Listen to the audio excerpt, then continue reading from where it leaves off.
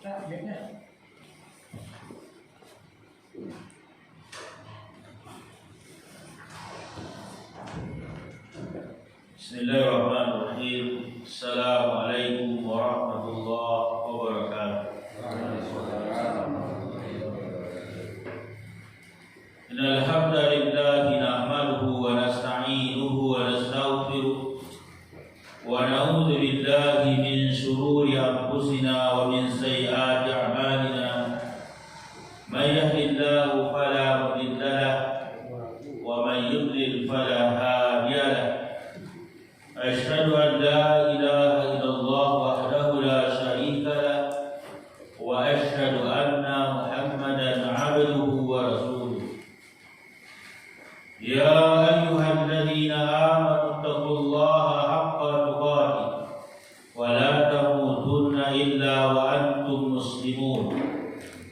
Ya ayyuhalladzina amanu taqullaha wa qulu qawlan sadida yuslih lakum a'malakum wa yaghfir lakum dhunubakum wa may yuti'illaha wa rasulahu faqad faza fawzan 'azima. Fa inna asdaqal haditsi kitabullah wa khairal hadi hadi Muhammadin sallallahu alaihi wasallam wa syarrul umuri muhdatsatuha fa inna kulla muhdatsatin bid'ah wa kulla bid'atin dhalalah wa kulla dhalalatin finnar. Bapak, para ikhwah kaum muslimin rahimani wa rahimakumullah. Alhamdulillah, kita berbanyak bersyukur kepada Allah tabaraka wa taala dengan dikembalikan roh pada badan kita. Kemudian kita hidup kembali, kita dapat kembali melihatnya dunia ini, menghirup udara Allah tabaraka wa ta'ala. Kemudian kita memuji Allah subhanahu wa ta'ala, alhamdulillahilladzi ahyana ba'da ma amatana wa ilaihi nusyur. Segala puji bagi Allah yang telah menghidupkan kami kembali setelah wafatnya, dan kepada Allah tempat kembali. Kita bersyukur kepada Allah tabaraka wa ta'ala berkumpul di dalam majlis ilmu, majlis yang paling mulia, termasuk di antara taman-taman surga dunia, majlis yang mempelajari Al-Quran dan hadis Nabi SAW, majlis yang mendekatkan diri kita kepada Allah tabaraka wa ta'ala. Majlis ini akan membentuk kita dan akan kita tanyakan, kita ini hidup untuk apa dan kita kemana setelah kehidupan ini. Kita bersyukur kepada Allah tabaraka wa ta'ala di mana Allah subhanahu wa ta'ala masih memberikan hidayah dan taufik kepada kita. Kemudian dengan taufik dan hidayah tadi, kita insyaallah dapat menjalani kehidupan ini untuk menuju jalan-jalan yang lurus. Salawat dan salam kepada Nabi yang mulia Muhammad sallallahu alaihi wasallam. Allahumma shalli ala Muhammad wa ala ali Muhammad. Jazakumullahu khairan. Terima kasih banyak kepada Pak Irman dan juga kepada bapak-bapak yang telah kita bisa bergabung dan memberikan waktu kepada kami untuk saling mempelajari agama Allah Subhanahu wa taala. Nabi sallallahu alaihi wasallam bersabda, "Man salaka tariqan yaltamisu bihi ilman, sahalallahu bihi tariqan ilal jannah." Siapa yang menempuh perjalanan dalam rangka untuk menuntut ilmu syar'i, Allah mudahkan jalannya masuk surga. Kemudian Nabi sallallahu alaihi wasallam mengatakan, siapa yang berkumpul di rumah Allah, siapa yang berkumpul di rumah Allah Subhanahu wa taala, wa majtama min qaumin fi buyutillah yasluna kitab Allah wa yatadarasuna bainahum, nuzilat alaihimus sakinah wa ghusiyat alaihimur rahmah. Siapa yang berkumpul di rumah Allah, apakah masjid atau musala, dalam rangka untuk membaca ayat-ayat Allah. Wa yatadarasuna bainahum, dan mereka saling mempelajari agama di antara mereka. Nuzilat alaihimus sakinah, Allah akan turunkan ketenangan dan Allah akan berikan rahmat. Malaikat pun mendoakan kepada orang-orang yang berilmu syar'i. Salawat dan salam kepada Nabi yang mulia Nabi Muhammad sallallahu alaihi wasallam. Allahumma salli ala Muhammad wa ala ali Muhammad. Kita berada pada tanggal 1 Januari 2021, bertepatan dengan hari yang mulia, yaitu hari Jumat. Tidak ada matahari yang terbit yang lebih baik kecuali hari Jumat. Tidak ada amal ibadah yang paling baik kecuali pada hari Jumat. Dan bahkan dari sekian hari yang Allah ciptakan, hari Jumat ini merupakan hari yang mulia. Memperbanyak berselawat kepada Rasulullah SAW, memperbanyak berdoa, beristighfar, dan bermohon ampun kepada Allah, dan meminta kepada Allah untuk kebaikan dunia kita dan akhir. Kemudian Imam Al-Qayyim Al-Jauziyah mengatakan alamatus sa'adah, di antara tanda-tanda kebahagiaan seseorang itu salah tiga. Yang pertama, idza u'tiya syakara, apabila dia diberikan nikmat oleh Allah Subhanahu wa taala, dia bersyukur.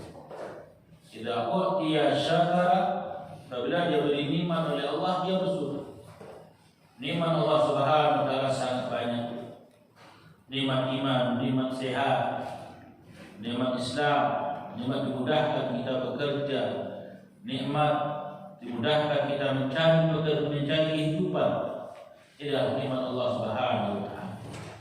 Kemudian idza u'tiya syakara, apabila dia berikan oleh Allah nikmat, dia syukuri. Bagaimana mensyukuri nikmat Allah Tabaraka wa taala?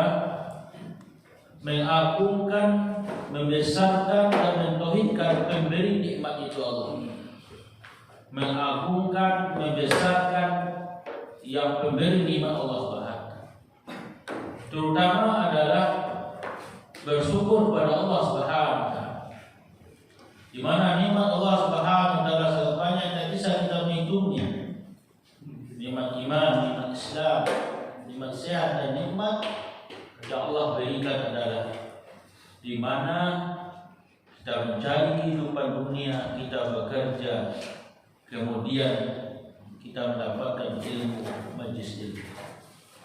Dan ini jarang Bapak para ikhwan yang mulia, di mana pekerjaan itu yang digabungkan antara pekerjaan dunia, kemudian dia bisa menuntut ilmu, bisa mendengarkan ilmu syar'i, belajar Quran, iman Allah Subhanahu wa taala.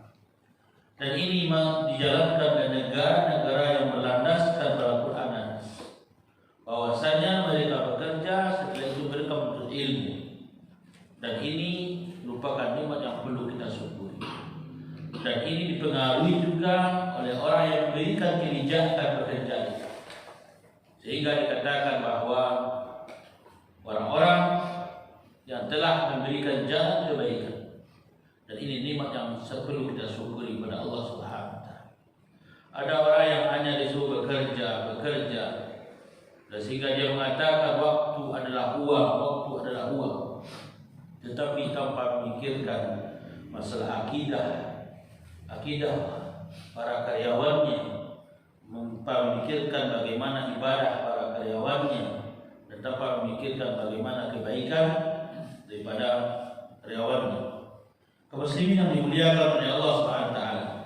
Sehingga dikatakan oleh Imam Al-Qayyim Al-Jauziyah, idza alamatus sa'adah, kalau ingin bahagia itu apa yang Allah Subhanahu wa taala berikan, syukuri nikmat itu.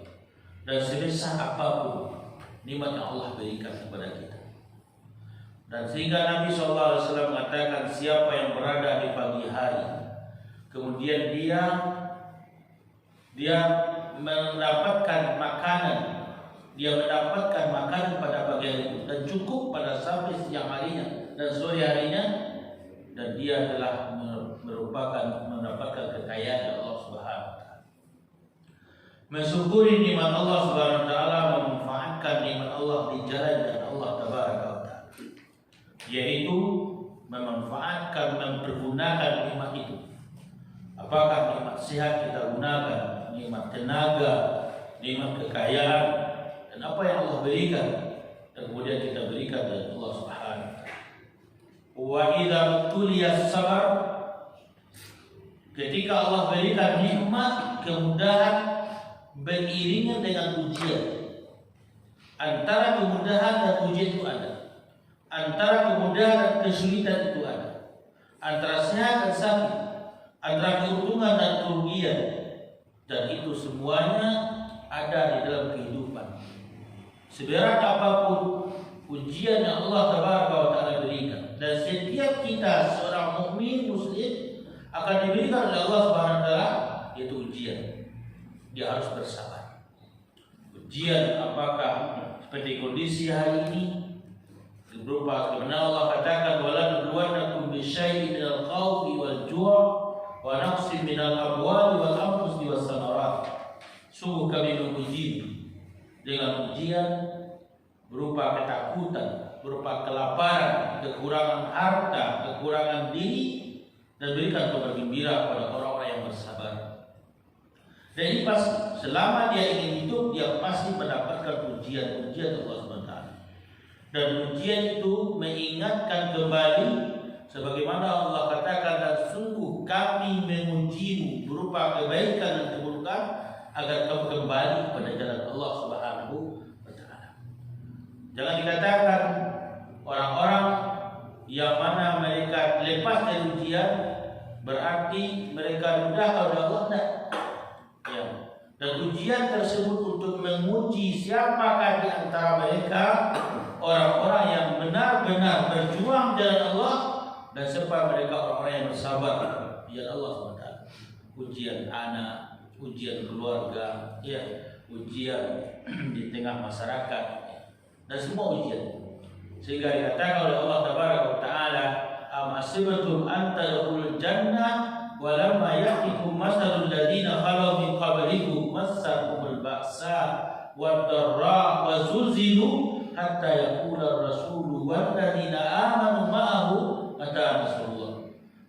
Jangan mengira akan dimudahkan oleh Allah masuk surga sebelum datang bagimu ujian-ujian berupa kesulitan, ujian-ujian dan ujian, sampai-sampai mereka mengatakan, dan para rasul mengatakan, kapan pertolongan Allah Subhanahu wa taala. Kemudian yang ketiga, idza naba istaghfar. Apabila dia jatuh ke dalam perbuatan dosa dan maksiat, dia beristighfar kepada Allah, bermohon ampun kepada Allah Subhanahu wa taala. Kalaulah itu Pak, para ikhwan yang dimuliakan Allah Subhanahu wa taala, kita syukuri nikmat Allah, kita bersabar dari ujian Allah, dan kita banyak-banyak beristighfar ketika kita telah melakukan kesalahan. Najat di dunia wal akhirah. Insyaallah kita termasuk orang yang sukses, kebahagiaan dunia dan akhirat. Kaum muslimin yang dimuliakan oleh Allah Tabaraka wa taala, begitu cepatnya perjalanan waktu. Kemarin kita rasakan tahun 2020, sekarang kita berada di 1 Januari 2021. Secara hitungan mungkin barangkali kita mengatakan telah bertambah umur. Kalau 59 berarti dia telah berumur 60 tahun. Atau juga dia secara hitungan umurnya telah bertambah. Tetapi sebenarnya pada hakikat yang sebenarnya dia telah berkurang hidup. Kalaulah bertambah umur kita, jumlah umur kita, kaum muslimin yang dimuliakan Allah, lalu timbul pertanyaan, apakah kita akan menggembirakan bertambahnya umur itu? Karena habisnya waktu. Kita lihat orang-orang dengan mengadakan pergantian tahun baru, memperingati hari-hari kelahirannya, dan bergembira dengan mengikuti tradisi yang tidak disyariatkan oleh Allah SWT, pada hakikatnya dia tanpa menyadari dia sudah berkurang hidup di dunia. Kalau seandainya Allah SWT menyatakan hidup kita 60 tahun dan sekarang 55 tahun, mau tidak mau harus berhenti dia hidup di dunia ini ketika dia sudah sampai 5 tahun yang akan datang. Bertambah jumlah umur, berkurang hidup kita. Sehingga Allah Subhanahu wa taala memperingatkan kepada manusia, "Idza balagha asyudda," apabila mereka sudah dewasa, "wa balagha arba'ina sanatan," dan apabila mereka telah mencapai umur 40 tahun, qul rabbi, hendaklah dia berdoa kepada Allah, "Ya Rabbi auzi'ni an ashkura ni'mataka allati an'amta 'alayya." Ya Allah, bimbinglah aku, tunjukilah aku, arahkan hidupku untuk mensyukuri nikmat Engkau. Kenapa Allah Subhanahu wa taala mengatakan berumur 40 tahun? Karena umur 40 tahun adalah umur batas dari kedewasaan seseorang. Batas kedewasaan. Kedewasaan dia berpikir, kedewasaan dia dalam menghadapi kehidupan, mulai ketenangan. Sehingga Allah ingatkan, kalaulah kalian sudah sampai berumur 40 tahun, apa yang harus kalian lakukan? Kata Allah, Rabbi, berdoalah kepada Allah agar memperbanyak mensyukuri nikmat Allah SWT. Kenapa? Karena sudah sampai berumur 40 tahun, berapa lama? Sudah lama kita hidup. Sehingga Nabi katakan, "A'maru ummati baina 60 wa 70 sana." Rata-rata umur umatku antara 60 sampai 70 tahun. Wa aqalla la yajuz, sedikit di antara mereka akan sampai berumur 70 tahun kata Rasulullah. Umatku rata-rata umurnya 60 sampai 70 tahun. Nabi katakan sedikit di antara mereka sampai umur mereka sampai 70 tahun. Berbanyak bersyukuri kepada Allah. Kita yang hadir pada hari ini rata-rata banyak yang telah berumur 40 tahun. Sedangkan umur yang paling banyak dan sedikit orang untuk sampai 70 tahun. Berarti 30 tahun sisa dari umur 40 tahun tersebut. Muslimin yang dimuliakan Allah, perbanyak mensyukuri nikmat Allah, kembali kepada ajaran Allah. Untuk apa kita hidup, sedang di mana kita hari ini, dan akan ke mana kita setelah kehidupan ini? Akan menempuh perjalanan yang panjang menuju akhirat. Tidak kita merasakan kekhawatiran hidup setengah hari di akhirat bagaikan 500 tahun di dunia. Hidup sehari di akhirat bagaikan 1000 tahun di dunia. Begitu lamanya kehidupan akhirat. Lalu timbul pertanyaan, berapalah bekal persiapan bagi kita untuk menuju akhirat? Sehingga Allah peringatkan, wa tazawwadu fa inna khairaz zadi taqwa. Berbekallah. Mari kita berbekal, saya, bapak, dan kita semua berbekallah dengan bekal menuju akhirat. Sedangkan kematian itu datang tiba-tiba. Berbagai program rencana kita, walaupun rencana itu menuju akhirat, program-program untuk menuju akhirat, akan tetapi apabila datang kematian, tidak ada kecuali tidak ada diundur dan tidak ada bisa dipercepat. Berdoalah kepada Allah, Rabbi auzi'ni an ashkura ni'mataka allati alayya wa ala walidayya. Mintalah kepada Allah, ya Rabbku, aku mensyukuri nikmat Engkau yang telah berikan nikmat kepada aku dan nikmat untuk kedua orang tuaku. Wa aslihni fi dzurriyyati. Kemudian berdoalah kepada Allah agar Allah bisa memberikan kepada kita untuk bisa memperbaiki keluarga kita. Kenapa Allah katakan, ya Allah perbaiki keluarga? Kenapa? Karena 40 tahun lagi kita tidak akan lama bersama keluarga, tidak akan berlama bersama istri, tidak akan lama bersama anak, tidak akan berlama lagi bersama cucu-cucu. Wa aslihni fi dzurriyyati, bimbinglah aku untuk bisa membawa keluargaku kepada kebaikan. Kita tinggalkan mereka berbekal dengan iman dan ketakwaan. Tetapi masalah dunia, apabila mereka telah kita ajarkan keimanan dan mentauhidkan Allah, bekali diri mereka dengan ilmu agama, insya Allah dunia itu akan datang.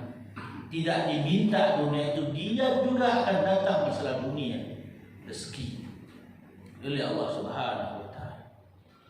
Perbaikilah, aslihni fi dzurriyyati, perbaiki ya Allah keluarga, sehingga pelajaran yang kita ambil ketika Nabi Yakub alaihissalam mendekati kematiannya, dia kumpulkan keluarganya. Sebagaimana Allah katakan, idh hadara Yaqubal maut idh qala li banihi ma ta'buduna min ba'di qalu na'budu ilahaka wa ilaha abaika Ibrahim Ismaila wa Ishaqa ilaha wahida wa nahnu lahu muslimun. Ketika kematian menghampiri Nabi Yakub, lalu dia katakan kepada anak-anaknya, siapakah yang kalian sembah setelah aku ini? Anak-anak mereka menjawab, na'budu ilahaka, kami akan menyembah sembahan engkau, sembahan ayah engkau Ibrahim, Ismail, Ishaq, ilahan wahida, sembahan yang satu. Wa nahnu lahu muslimun, kami ini orang-orang muslim. Inilah sesuatu yang kita harapkan. Kalau seandainya kita telah dimakan oleh usia, rambut sudah mulai memutih, badan yang sudah mulai lemah, kulit yang sudah mulai keriput, kemudian kita tinggalkan mereka, terutama adalah mereka dengan yakin mengatakan Rabbu Allah, Nabi Muhammad, Umat Islam. Kemudian setelah itu mereka menjalankan kehidupan di atas dunia. Kemudian kaum muslimin yang dimuliakan oleh Allah Tabaraka wa Ta'ala. Lalu bagaimana menurut pandangan Islam terhadap pekerjaan? Nabi SAW bersabda, siapa yang keluar dari rumahnya untuk bekerja dan memenuhi kebutuhan anaknya yang masih kecil, dia telah berjihad dari Allah Subhanahu wa Ta'ala. Dan siapa yang keluar dari rumahnya dia bekerja, kemudian dia mendapati kedua orang tuanya dalam keadaan syaikhani kabiraini, tua dan sudah lanjut usia, kemudian dari pekerjaan itulah, penghasilan dari pekerjaan itu dia keluarkan dan dia penuhi kebutuhan orang tuanya, dia telah berjuang di jalan Allah SWT. Nabi katakan, siapa yang keluar dari rumahnya kemudian dia bekerja untuk menjaga dirinya dari meminta-minta, mengemis dan segala macamnya, dia telah berjuang di jalan Allah SWT. Dan siapa yang bekerja dengan tujuan untuk kesombongan, dan untuk kesombongan pekerjaan itu untuk membangga-banggakan, maka dia telah menempuh jalan-jalan setan. Orang-orang yang bekerja adalah pekerjaan yang mulia. Kenapa? Karena Islam sangat menganjurkan bagi kita untuk beraktivitas, yaitu untuk bekerja. Bagaimana panduan menurut Islam kita bekerja? Di mana Allah Subhanahu wa Ta'ala telah memberikan kepada kita nikmat berupa dunia ini. Nikmat yang diberikan oleh Allah Subhanahu wa Ta'ala dunia dan segala isinya. Kemudian Allah Subhanahu wa Ta'ala tundukkan bagi kita untuk bisa hidup di atas dunia dan untuk mengolah dunia. Akan tetapi dunia yang diberikan oleh Allah Subhanahu wa Ta'ala agar bisa kita manfaatkan, kita selama di dunia ini yaitu bisa memanfaatkan waktu-waktu kita adalah beribadah dan bekerja, beribadah dan bekerja. Bekerja dan mencari rezeki Allah Subhanahu wa taala. Sehingga dikatakan dia berniat bekerja karena Allah, itu adalah ibadah. Tetapi adalah dia awali pekerjaan itu dengan menyandarkan dan minta kepada Allah. Bismillah, tawakkaltu 'ala Allah, la haula wala quwata illa billah. Dengan menyebut nama Allah, aku berserah diri kepada Allah, tidak ada daya dan kekuatan kecuali kekuatan Allah. Kemudian dia tinggalkan keluarganya dan dia berangkat ke pekerjaan. Selama waktu Bapak, para ikhwan semua digunakan bekerja karena Allah Subhanahu wa taala, di antaranya tadi dikatakan oleh Nabi, siapa yang bekerja untuk memenuhi kebutuhan keluarganya, untuk membantu ayah dan ibunya yang sudah tua, kemudian dia menghilangkan dari mengemis dan meminta-minta, dia telah berjuang dengan Allah Subhanahu wa taala. Jihad fi sabilillah, berjuang dengan Allah Subhanahu wa taala. Allah Subhanahu wa taala memberikan rezeki kepada kita. Dan rezeki ini telah dijamin oleh Allah Subhanahu wa taala. Orang beriman, apalagi dia orang iman. Sehingga Allah katakan bahwa min dabbatin fil ardi 'ala Allahi rizquha. Dan tidaklah melata di permukaan bumi kecuali dijamin rezekinya oleh Allah Subhanahu wa taala. Siapapun yang ada di permukaan bumi ini dijamin rezekinya oleh Allah Subhanahu wa taala. Di antara Allah Subhanahu wa taala masih memberikan nikmat kepada kita pada saat ini, yaitu nikmat aman, nikmat keamanan. Pekerjaan dan rezeki ini sangat berkaitan dengan nikmat aman. Nabi Ibrahim alaihissalam dan Ismail, setelah beliau membuat Ka'bah bersama anaknya, mulai dia berdoa kepada Allah Subhanahu wa taala dengan doa innaka antas samiul alim. Sesungguhnya engkau Maha mendengar, engkau Maha mengetahui. Ya Allah, semoga engkau terima amal kami. Sesungguhnya engkau Maha mendengar dan engkau Maha mengetahui. Kemudian dia berdoa kepada Allah. Wa idh qala Ibrahim rabbi ja'al hadza baladan amin.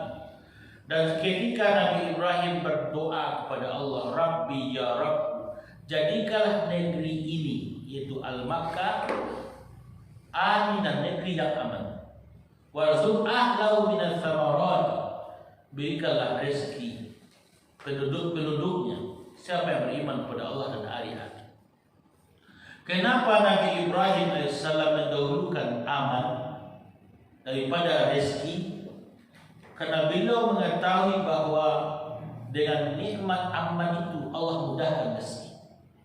Dengan nikmat aman itulah Allah akan berikan kebahagiaan. Ini yang perlu kita jaga dan kita syukuri. Negara kita atau negeri kita, daerah kita Sumbar ini, Padang ini, Allah Subhanahu wa taala masih memberikan kepada kita nikmat aman. Aman bekerja, aman keluarga yang kita tinggalkan, aman beribadah, aman dalam menuntut ilmu. Mana kita aman? Ya, kita rasakan nikmat aman. Kemanapun kita pulang kampung, jam berapapun pulang, alhamdulillah dengan nikmat Allah kita selamat di kampung. Ya, jam 3 malam dan 4 malam, ya, diberikan oleh Allah Subhanahu wa taala nikmat. Kalau seandainya nikmat aman itu sudah dicabut dan sudah hilang, bagaimana akan datangnya rezeki? Akan mengalami kesulitan. Bagaimana akan bahagia keluarga? Bagaimana kita akan beribadah? Bagaimana kita akan menuntut ilmu? Maka nikmat aman itu perlu kita syukuri kepada Allah Subhanahu wa taala. Kaum muslimin yang dimuliakan oleh Allah Subhanahu wa taala, kita lihat di dalam Quran surah An-Naba ayat 11, Allah Subhanahu wa taala berfirman, dan kami jadikan siang untuk mencari kehidupan. Rasulullah SAW bersabda, hadis riwayat dari Imam Bukhari, tidaklah seorang memakan makanan yang lebih baik daripada hasil usahanya sendiri. Sesungguhnya Nabi Daud pun beliau makan dari hasil jerih payah tangannya. Para nabi dan rasul itu diberikan oleh Allah Subhanahu wa taala keahlian-keahlian di antara mereka. Ada yang pandai pertanian, ada yang pandai bertukang, ya, seperti Nabi Nuh, dan juga ada yang ahli di bidang besi atau merakit besi. Banyak keahlian-keahlian yang diberikan oleh Allah. Ini menunjukkan bahwa masalah agama itu sangat penting utama sekali. Kemudian setelah itu adalah Allah berikan kemudahan dalam bentuk kemampuan dan keahlian. Sebagaimana Nabi Yusuf diberikan oleh Allah keahlian dari segi administrasi dan keahlian dari segi manajemen keuangan, sehingga Nabi Yusuf alaihissalam pun ditunjuk sebagai bendahara di kerajaan yang ada di Mesir di zamannya. Kaum muslimin yang dimuliakan oleh Allah Subhanahu wa taala, bekerja adalah mulia, tetapi harus diawali pekerjaan itu dengan niat menjadi karena Allah Subhanahu wa taala. Tetapi hendaklah dia menyatukan antara mencari rezeki itu dengan niatnya untuk beribadah kepada Allah Subhanahu wa taala. Wa ma khalaqtul jinna wal insa illa liya'budun. Tidak menciptakan jin dan manusia kecuali untuk ibadah. Tetapi kalau seandainya dia bekerja mencari dunia tanpa diiringi dengan ibadah, bagaikan dia meminum air laut yang tak akan pernah lepas dari haus terus dan tak akan pernah mengalami kecukupan. Tetapi apabila dia bertujuan dia mencari dunia adalah untuk akhirat, maka Allah Subhanahu wa taala akan berikan kemudahan ini. Perlu kita ketahui bahwa kita diperintahkan untuk bekerja di atas dunia. Tetapi pekerjaan yang harus kita utamakan adalah pekerjaan yang halal. Pekerjaan yang halal yaitu pekerjaan bisa jadi pekerjaan itu halal. Kemudian cara mendapatkannya dengan yang halal. Kemudian bekerja pelaksanaannya dengan cara yang halal. Sehingga dapat dikatakan jemputlah rezekimu dengan cara yang halal. Jemputlah rezekimu dengan cara yang halal. Jangan katakan yang haram pun sulit apalagi yang halal. Itu adalah perkataan yang perlu kita buat. Bahwasanya berkaitan tentang halal dan haram, ini adalah berkaitan tentang berkahnya kehidupan ini. Karena makanan yang kita makan, minuman yang kita minum, dan juga makanan tersebut yang akan kita manfaatkan untuk keluarga kita. Pilih pekerjaan yang dihalalkan oleh Allah Subhanahu wa taala. Kalau seandainya pekerjaan itu walaupun mendapatkan gaji tetapi dilarang oleh Allah Subhanahu wa taala pekerjaannya, maka tidak mengapa dia untuk mencari pekerjaan yang lebih baik yang halal, walaupun dia mulai kembali untuk merintis pekerjaan itu. Banyak di antara orang-orang yang telah keluar dari berbagai pekerjaan-pekerjaan yang tidak diridhoi oleh Allah Subhanahu wa taala. Kemudian juga begitu sebaliknya. Pekerjaan yang didapatkan dengan cara yang haram atau hasilnya yang haram tidak akan membawa kepada keberkahan dari pekerjaan itu. Kenapa? Karena akan ditanyakan oleh Allah Subhanahu wa taala dari pekerjaan itu berupa rezeki dari mana dan kemana yang akan dia lakukan, yang akan dia berikan. Kemudian setelah itu seorang yang bekerja hendaklah dia memilih pekerjaan yang mana dia mampu untuk melakukan pekerjaan. Di mana Nabi Musa alaihissalam diberikan oleh Allah Subhanahu wa taala itu kemampuan, dan juga Nabi Yusuf pun diberikan oleh Allah Subhanahu wa taala yaitu kemampuan untuk bekerja. Pekerjaan tersebut harus diawasi dengan kemampuan dan kejujuran. Sehingga kisah memberikan pengajaran kepada kita bagaimana Nabi Musa alaihissalam setelah beliau dikejar oleh pasukan Firaun dan sampai ke suatu daerah di mana daerah tersebut sudah dia rasakan keamanan di sana. Lalu dia dapatkan orang-orang sedang meminumkan kambing-kambingnya, dan dia menemui 2 orang wanita yang masih menunggu selesainya kaum laki-laki untuk meminumkan kambing-kambingnya. Melihat 2 orang wanita ini, Nabi Musa alaihissalam membantunya sehingga cepat pulangnya anak 2 orang wanita ini. Dan sesampai di rumahnya, ayahnya menanyakan, biasanya engkau tidak pulang secepat ini?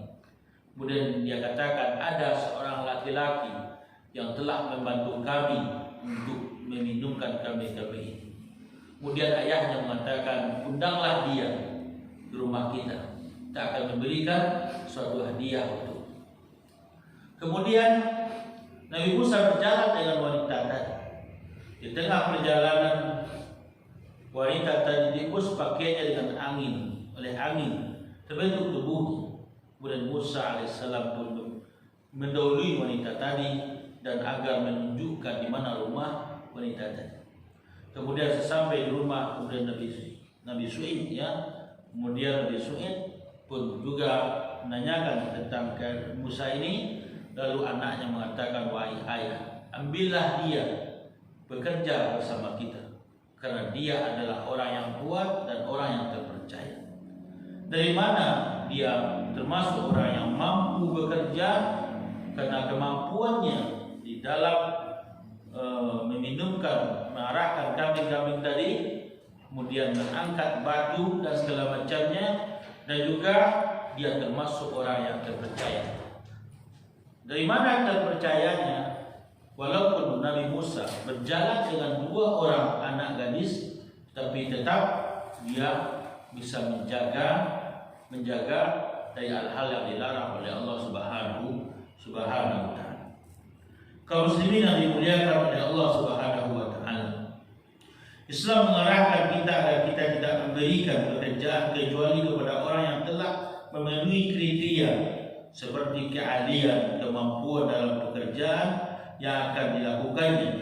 Sebagaimana Nabi Yusuf alaihissalam di dalam Quran surat Yusuf ayat 55 berkata, Yusuf, jadikanlah aku bendahara negara Mesir, sesungguhnya aku adalah orang yang pandai menjaga lagi berpengetahuan. Dan juga Nabi SAW tidak memberikan pekerjaan kepada sahabat yaitu Abu Zar, sehingga beliau mengatakan, sesungguhnya engkau orang yang lemah dan pekerjaan ini adalah amanah, dan ini akan membawa kehinaan dan penyesalan pada hari kiamat, kecuali orang yang mengambilnya dengan hak dan menunaikan dengan benar. Hadis diriwayatkan oleh Imam Muslim. Bukan berarti dari segi akhlak, adab, akidah daripada Abu Zar kurang, tidak. Tetapi Nabi SAW mengetahui bahwasanya dengan satu pekerjaan, karena diawali pekerjaan itu dengan keahlian, karena Nabi SAW tidak memberikan kepada Abu Zar tersebut. Kaum muslimin yang dimuliakan oleh Allah Subhanahu wa Ta'ala, sebuah kesuksesan apa saja yang kita lakukan ini tidak terlepas antara bagaimana kita menjadikan suatu pekerjaan itu pertama harus didasari dengan ikhlas karena Allah Subhanahu wa Ta'ala. Bekerja ibadah dan diawali dengan ikhlas karena Allah Subhanahu wa Ta'ala. Apabila pekerjaan itu diawali dengan ikhlas, tumbuhlah kecintaan terhadap pekerjaan itu. Lalu tumbuhlah rasa bersemangat dan bersungguh-sungguh di dalam melakukannya, dan akan tumbuh rasa bertanggung jawab terhadap pekerjaan itu. Apabila dia mencintai pekerjaannya, kemudian dia bersemangat, dia bekerja, dan dia bersungguh-sungguh untuk bekerja apapun bidang kita yang kita hadapi, maka pekerjaan itu tidak menjadikan beban baginya. Dan lalu pekerjaan tersebut hendaklah benar-benar dia hadapi dengan penuh kesabaran. Di dalam bekerja, jangan lupa dia berzikir, mengingat Allah Subhanahu wa Ta'ala, mencari nikmat Allah, dan dia berzikir, dan dia banyak beristighfar kepada Allah. Sehingga Allah katakan, apabila kamu telah selesai sholat, bertebaranlah kamu di permukaan bumi, cari rezeki Allah dan ingat Allah Subhanahu wa taala banyak-banyak.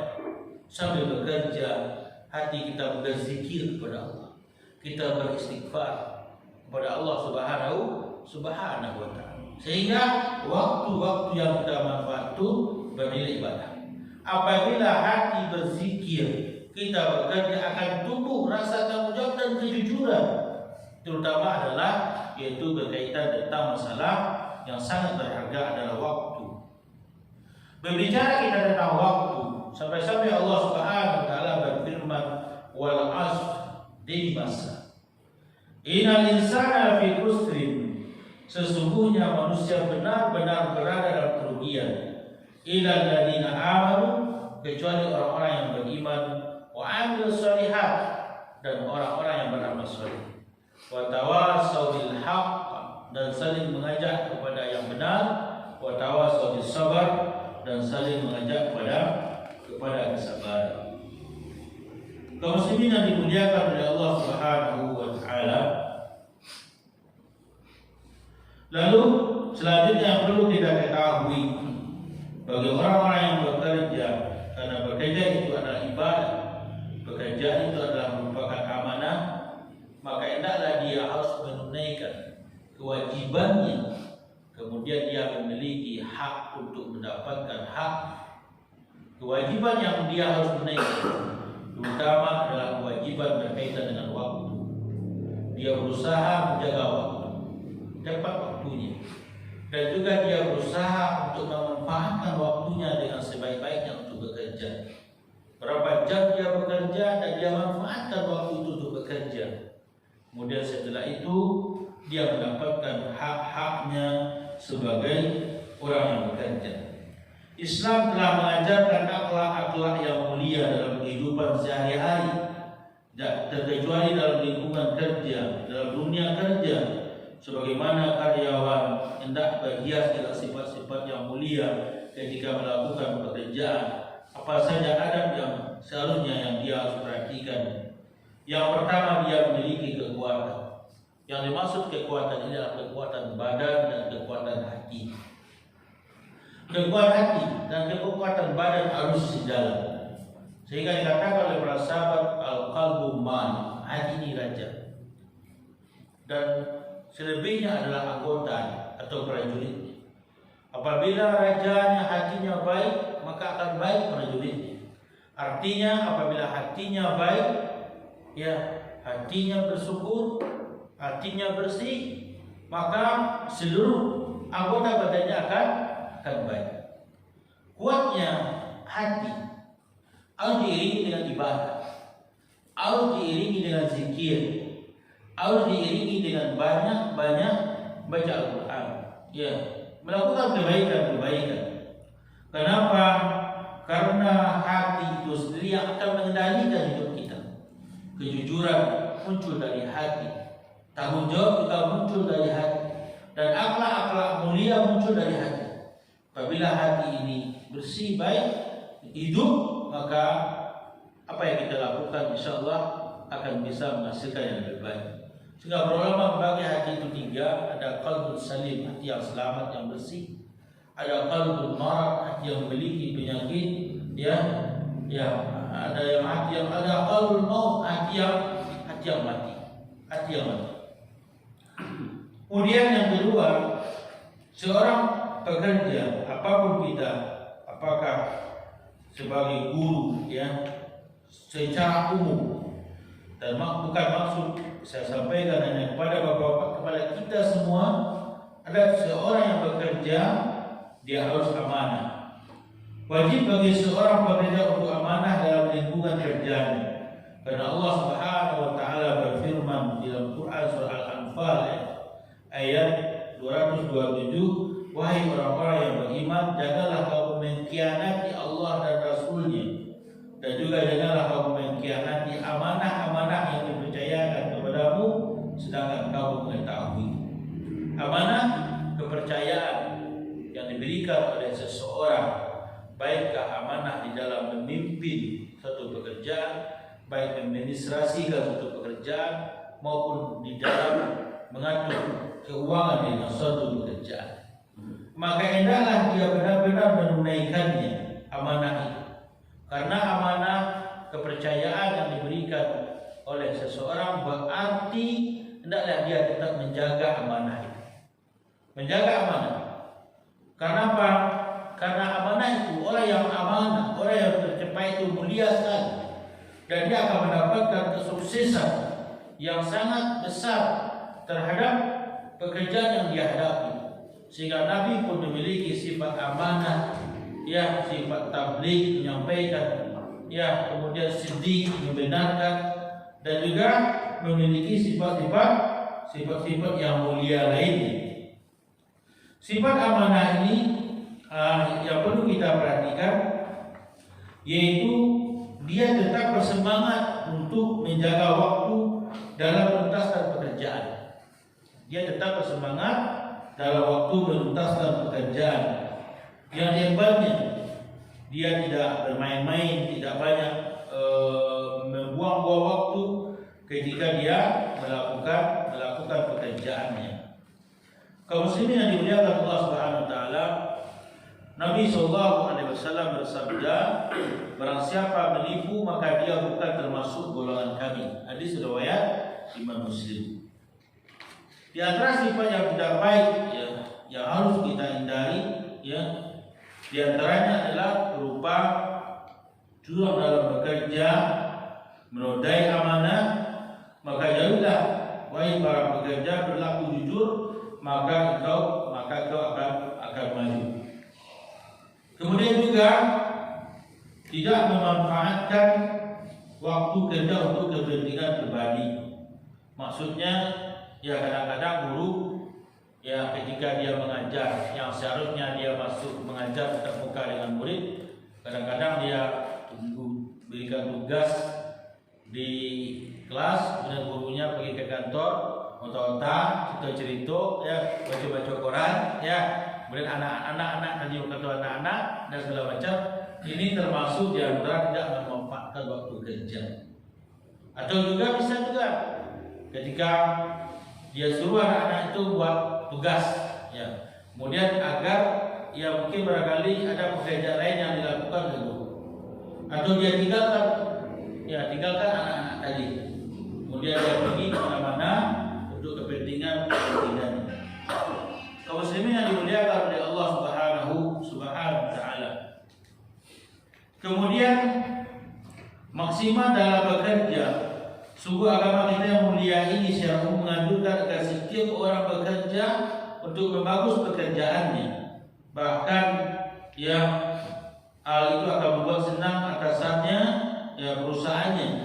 Sebagaimana Rasulullah bersabda, sesungguhnya Allah mencintai jika salah seorang di antara kalian mengerjakan pekerjaan kemudian dia membaguskan pekerjaannya. Kemudian ikhlas, asas sangat penting dalam bekerja, mendorong yang sangat kuat agar kita dapat menunaikan pekerjaan itu. Keikhlasan seseorang pekerja akan merasakan bahwa dia diawasi oleh Allah Subhanahu wa taala.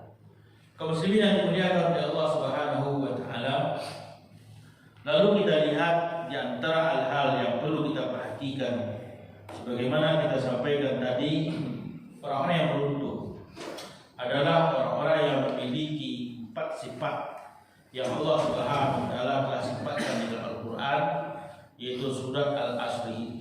Surat Al-Asr. Allah Subhanahu wa taala bersumpah dengan waktu, wal asri, di masa. Innal insana lafi khusrin, sesungguhnya manusia benar-benar dalam kerugian. Illal ladzina amanu, kecuali orang-orang yang beriman, wa amilus shalihat, dan orang yang beramal saleh, wa tawassaw bil haq, saling mengajak kepada kebenaran, wa tawassaw bis sabar, dan saling mengajak kepada kesabaran. Kalau 4 hal ini sudah kita lakukan, Bapak, para ikhwan muliakan Allah, maka kita sudah termasuk orang-orang yang beruntung. Kenapa Allah Subhanahu wa taala bersumpah dengan waktu, dengan asar? Karena waktu itu adalah kehidupan kita. waktu ini. Apabila waktu pergi, hilanglah kehidupan kita. Apabila waktu berjalan, habislah kehidupan kita, berkuranglah kehidupan kita. Sehingga Allah Subhanahu wa taala memintakan manfaatkanlah waktu.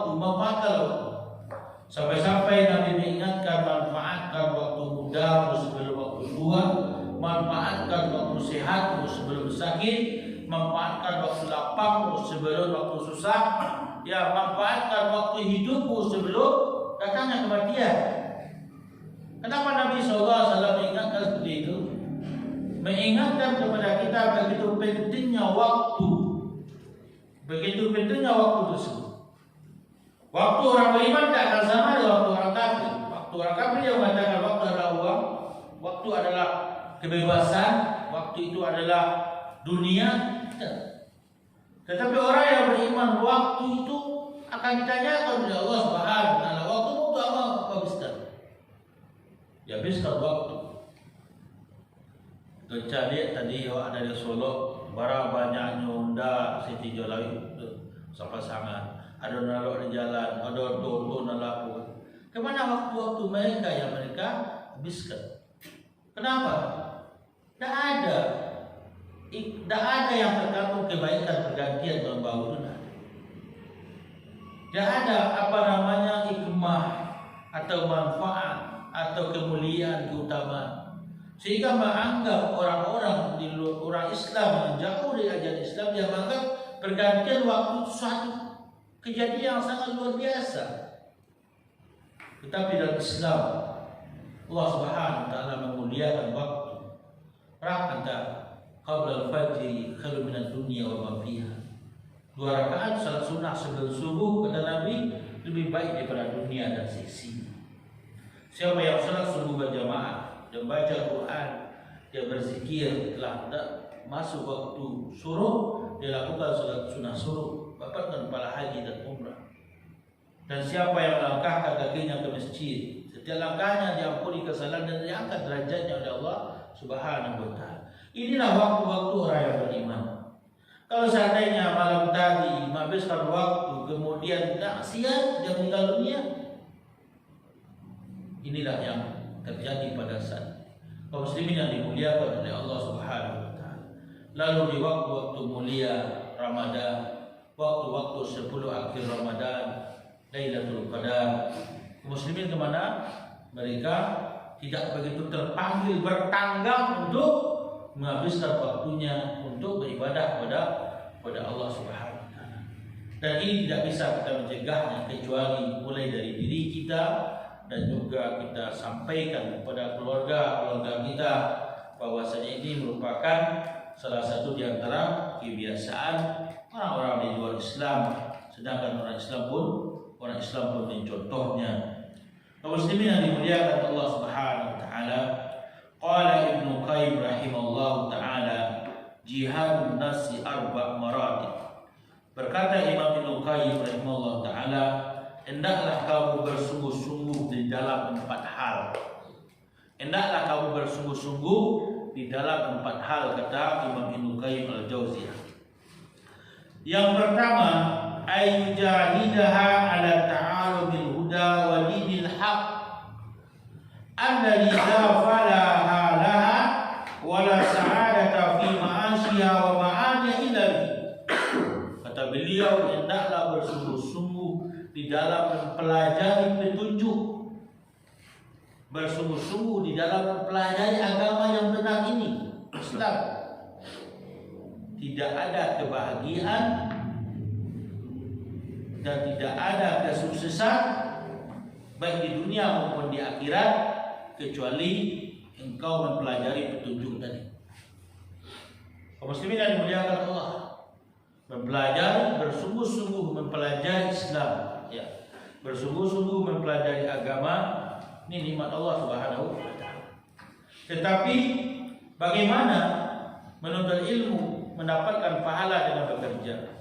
Seperti ini, Pak. Kalau seandainya kita bekerja di satu tempat, ada waktu diberikan oleh atasan kita untuk menuntut ilmu, belajar Quran, mendengarkan kajian, maka ini nikmat yang sangat besar. Tetapi apabila atasan kita yang mungkin tujuannya dunianya yang lebih tinggi, bekerja, dan kita sudah akad perjanjian untuk bekerja jam 8 sampai jam 4. Kemudian kita pergi untuk tabligh akbar, untuk kajian. Ada ustaz di Jakarta. Kemudian kita tinggalkan pekerjaan.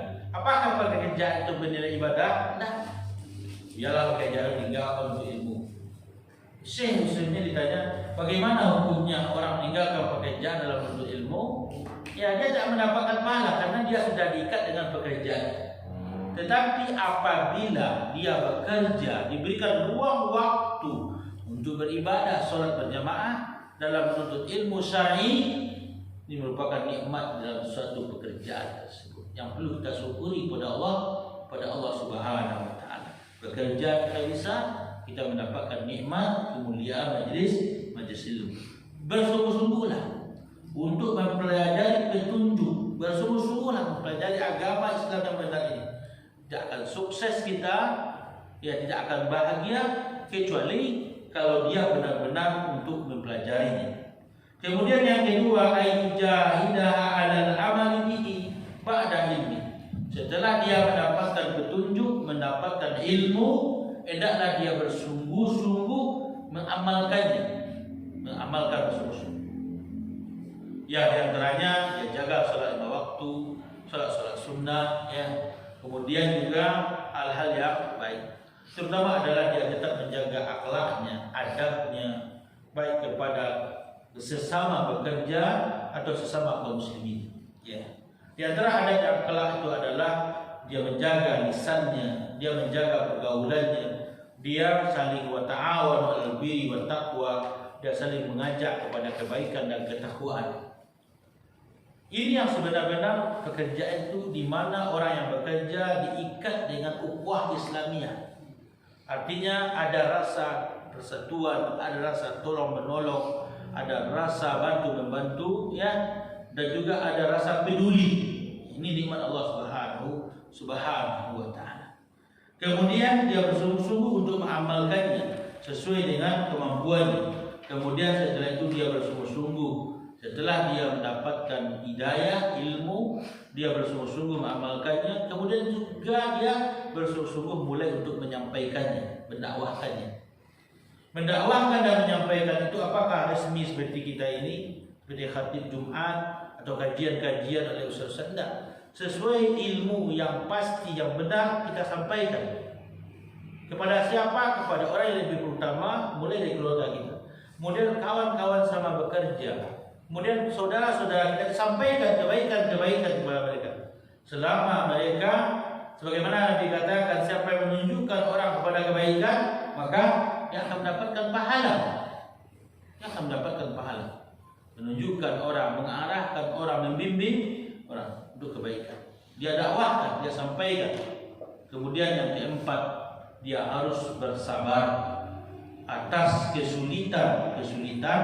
Apakah kesulitan itu dalam menuntut ilmu, kesulitan dalam beramal, terutama adalah kesulitan di dalam berdakwah kepada Allah Subhanahu wa taala. Kaum muslimin yang dimuliakan Allah Subhanahu wa taala, perlu kita perhatikan, ya, dan ini juga bermanfaat untuk kita berkaitan tentang masalah pekerjaan ini. Hendaknya kita benar-benar memaksimalkan waktu untuk bekerja dengan sebaik-baiknya, di mana bekerja yang telah menjadikan akad bagi kita manfaatkan bekerja itu. Kemudian setelah itu kita perlunya adanya perintah untuk mentaati. Yang dimaksud di sini adalah pemimpin yang lebih, pemimpin secara umum, ya, dan juga pemimpin orang yang memimpin kita. Dalam Quran Allah katakan, ya alladzina amanu atiiullaha wa atiiur rasulah wa ulil amri minkum. Hai orang-orang yang beriman, taatlah kepada Allah dan taatlah kepada Rasul dan para pemimpin. Pemimpin di sini termasuk orang yang memberikan pekerjaan, ya, kepada atasan. Tentu adalah hal-hal yang baik. Apabila diarahkan pekerjaan itu kepada yang lebih baik, kemudian tiga, diarahkan kepada kedisiplinan, kejujuran, dan benar-benar untuk membawa kebaikan untuk kita yang bekerja dan untuk kebaikan sebuah usaha, sebuah perusahaan itu, maka hendaklah dia benar-benar untuk menunaikannya. Dan dia tidak hanya memikir seperti ini, saya akan bekerja, saya digaji, dan saya mendapatkan sekian. Maju tidak majunya sebuah perusahaan dan usaha itu terserahlah. Bukan prinsip seorang bekerja yang benar-benar memiliki bekerja yang profesional. Seorang yang bekerja yang profesional adalah dia sangat bersyukur kepada Allah. Melalui orang ini saya diberikan pekerjaan. Kemudian pekerjaan itu sesuai dengan keahlianku dan aku mendapatkan apa yang aku kerjakan. Kemudian setelah itu dia bersungguh-sungguh untuk menjaga pekerjaan itu. Dengan apa? Benar-benar dia membantu pekerjaan itu. Kemudian dia jaga pekerjaan itu, dan juga dia berusaha untuk menjaga kemajuan sebuah perusahaan, sebuah usaha itu. Jadi artinya, Bapak yang muliakan Allah Subhanahu wa taala, apabila seorang pekerja yang seperti itu, insya Allah dia akan bisa saling memanfaatkan. Beruntung baginya bekerja dan beruntung baginya untuk orang yang memberikan pekerjaan kepadanya. Kemudian setelah itu tunaikanlah kewajiban agama. Maksudnya ketika azan telah berkumandang, bersegera untuk menyambut seruan azan itu untuk beribadah kepada Allah Subhanahu wa taala. Kaum muslimin yang dimuliakan Allah Subhanahu wa taala, itu yang dapat kita sampaikan. Kalau ada pertanyaan, kita waktu tinggal setengah jam ya. Kalau ada pertanyaan dan juga hal-hal yang lain yang perlu kita sampaikan, tetapi ingatlah bahwasanya dengan berniat bekerja adalah beribadah kepada Allah Subhanahu wa taala, insyaallah Allah Subhanahu wa taala akan memudahkan kita untuk melakukan sesuatu. Allahu a'lam. Assalamualaikum warahmatullahi wabarakatuh. Wassalamualaikum. Saya ucapkan selamat datang di Bogor, Perawat dan Bogor Semen. Telah jauh sekali dari itu kami datang dari. Ya, bela. Di sini yang mungkin perlu peningkatan di masalah waktu, tepat waktu, bahkan waktu. Kalau kita mengadakan itu, berarti kita kalau tadi telah mengkhianati Allah dan Rasulnya. Minta tolong untuk penantian lagi karena kami di sini diberikan jam kerja adalah jam 8 sampai jam 12, jam 1 sampai jam 5. Bagaimana kami mengaplikasikan waktu itu? Seandainya kami tidak bisa menjalankan itu, bagaimana untuk memperbaiki dirinya dan bagaimana untuk supaya amalan baik itu dapat kami bawa pulang. Terima kasih. Baik, jazakallahu khair atas pertanyaannya berkaitan tentang masalah waktu. Waktu ini untuk mencakup untuk seluruhnya. Ya, apakah waktu itu untuk Allah Subhanahu wa taala dalam bentuk beribadah secara fardu ya.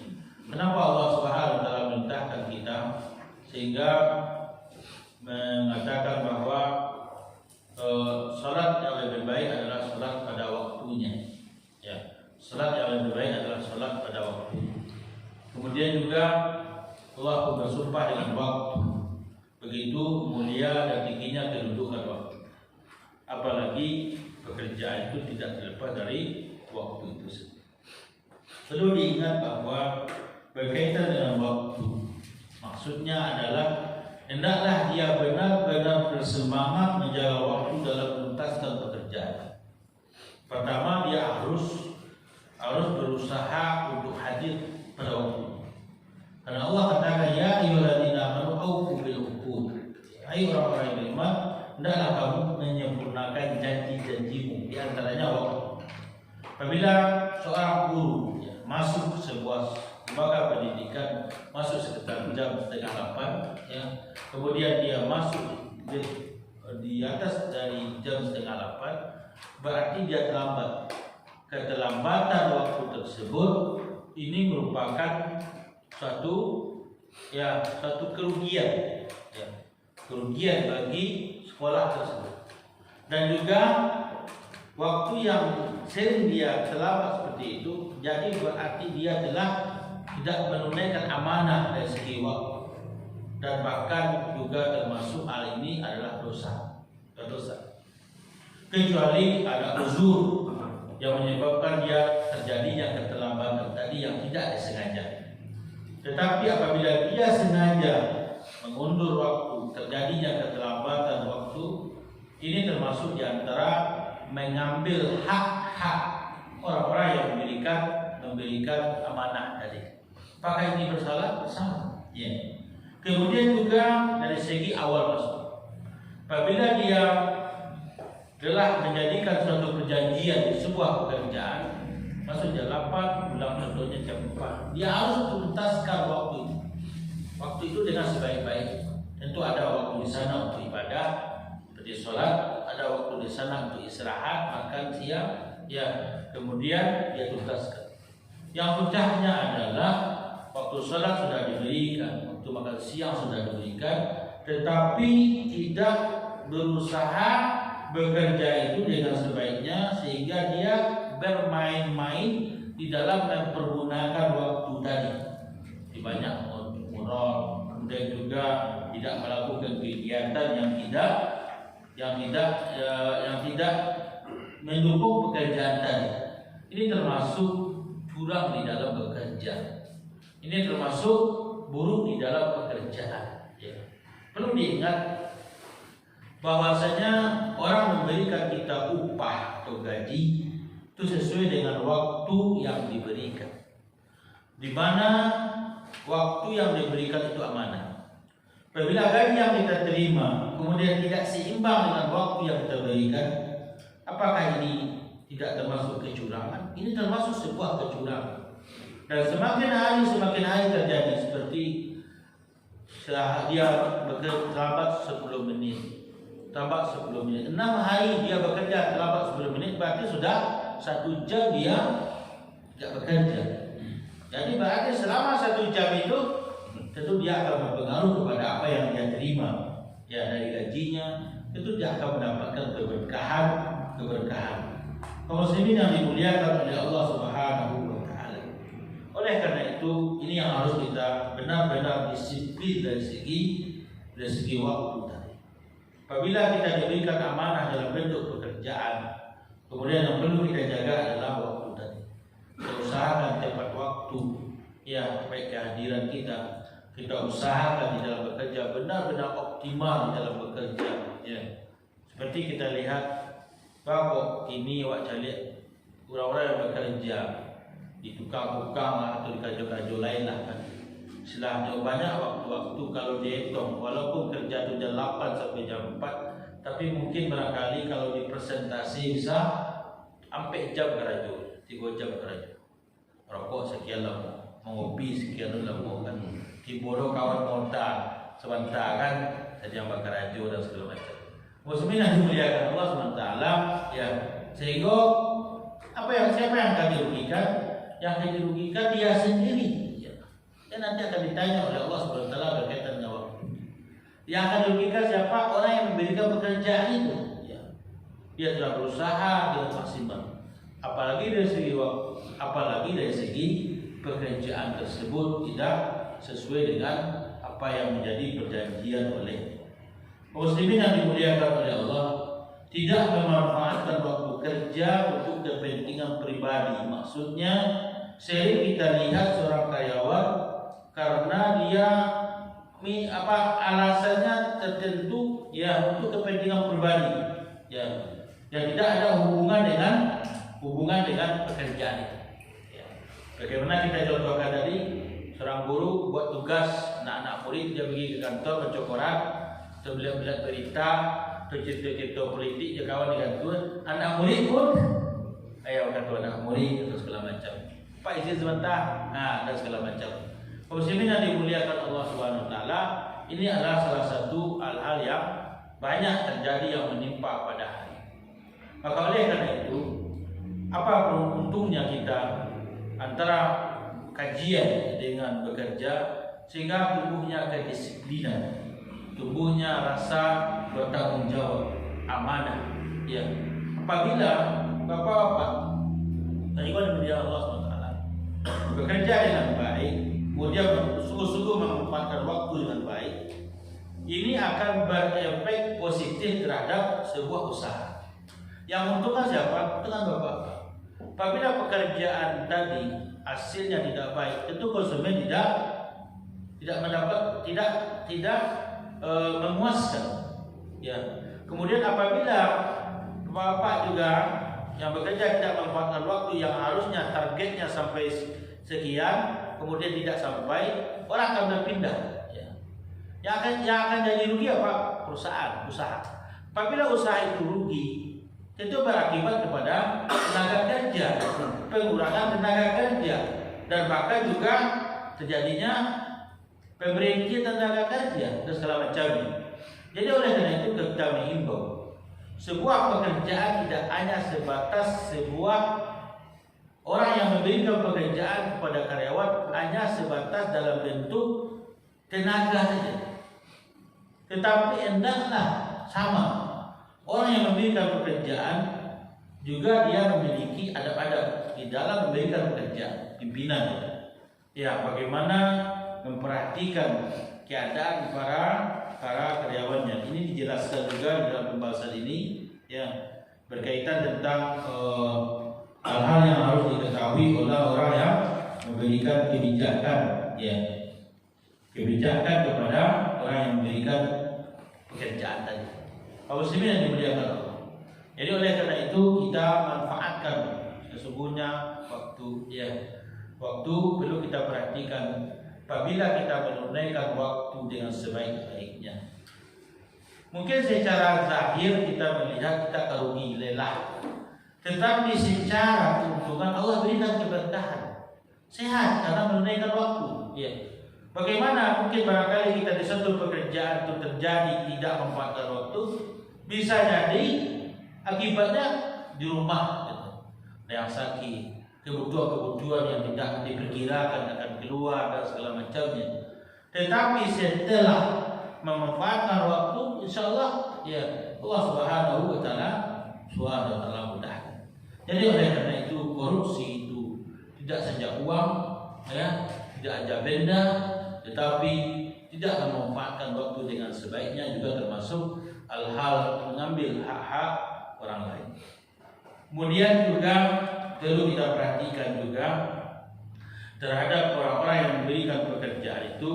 Pertama, dia memiliki sifat memuliakan orang yang diberikan pekerjaan. Memuliakan artinya dia menghargai orang tersebut, memuliakan baik dari perkataannya, baik dari sikapnya, kemudian juga perlunya penghargaan kepada orang-orang yang diberikan pekerjaan. Ini sifat seorang yang memberikan pekerjaan itu pada orang yang diberikan pekerjaan. Kemudian perlu juga, ya, diantaranya dia memiliki sifat-sifat yang mulia terhadap orang-orang yang diberikan pekerjaannya.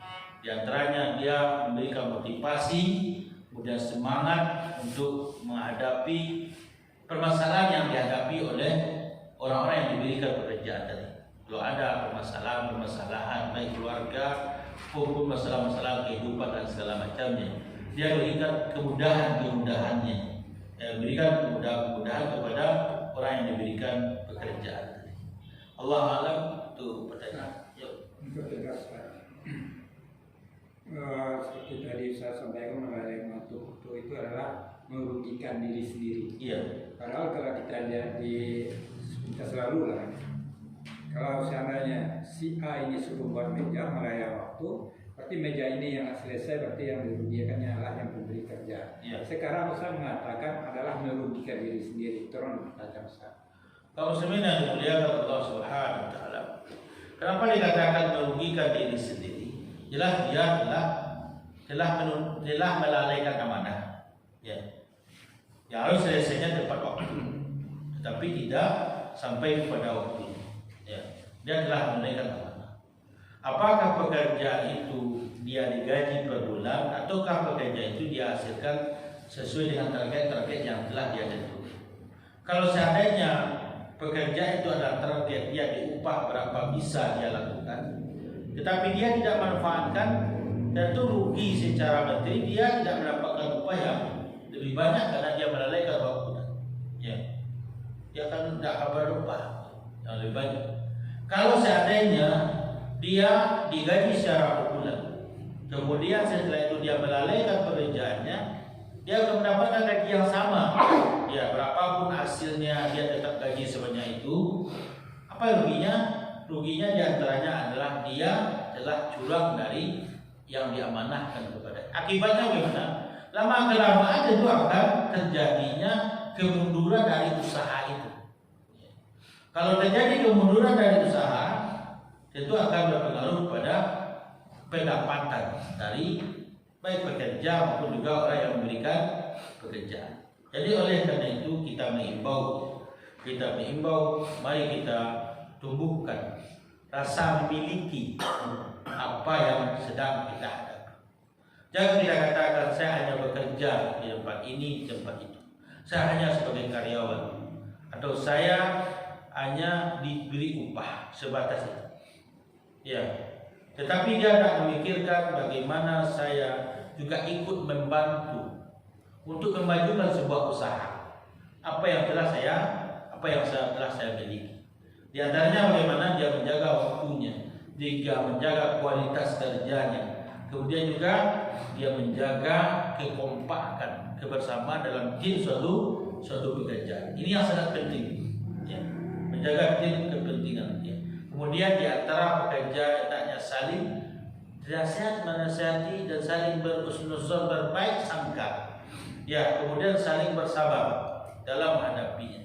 Kenapa? Karena dalam suatu pekerjaan itu ada di antara orang yang telah Allah lebihkan, mungkin rezekinya, mungkin dari hidupnya dan segala macam. Itu adalah hal-hal yang akan mengurangi dan akan merusak dari kebersamaan tadi.